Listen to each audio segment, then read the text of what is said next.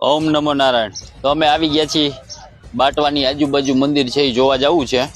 તો બધાય નીકળીએ, હાલો બધાને દર્શન કરાવું. કયું મંદિર છે આપણે અહીંયાના મંતને પૂછી જો અહીં કે શું એનો પ્રભાવ છે ને શું હાલે છે, અહીંયા કંઈક પ્રસંગ હાલે છે એવો વાત સંભળાણી. તો આપણે અહીંયા જોવા માટે જઈને દર્શન કરવા જઈએ છીએ.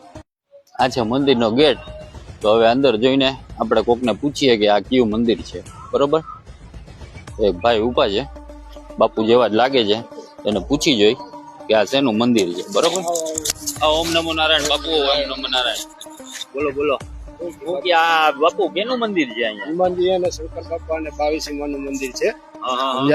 બાટવા અને નાનડિયા ની વચ્ચે, બાટવા થી 2 કિલોમીટર દૂર અને નાનડિયા આ બાજુ રોડ જાય છે ઈ બાટવા થી આવતા 2 કિલોમીટર અને નાનડિયા થી આવતા 2 કિલોમીટર. હનુમાનજી મહારાજ પ્રસંગ આલે છે. હા, રામચરિત્ર માનસ જ્ઞાન યજ્ઞ નો પાઠ ચાલી રહ્યો છે. આ મંદિર છે ને શેનું? હનુમાનજી મહારાજ અને શંકર બાપા નું મંદિર છે. ચાલો દર્શન કરવા દો.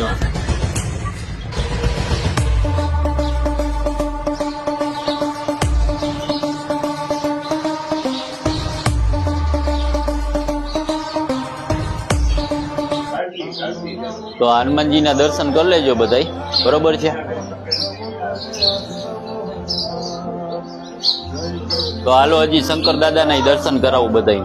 ચાલો.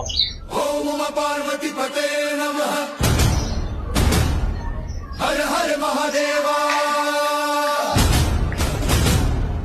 હર હર મહાદેવા.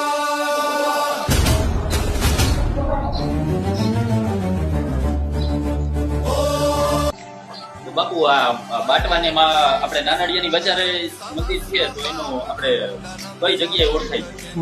આ હનુમાન ના ઓરડા તરીકે બાપુ ઓળખાય છે. સમજ્યા? આ બહુ જૂનાની પુરાણિક બહુ મૂર્તિ છે. હનુમાનજી મહારાજ ની બારવટિયા વખત ની બહુ મોટી મૂર્તિ છે આ જૂનવાણી. સમજ્યા? બહુ ભગવાન ગામના લોકો બહુ માને છે, આજુબાજુના લોકો.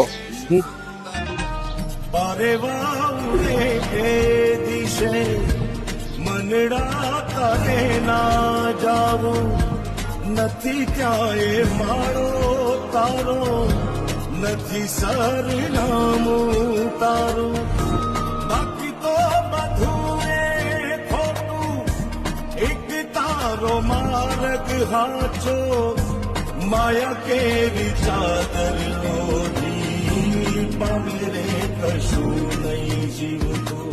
ઓ અધીરો ને વ્યાકુળ થઈ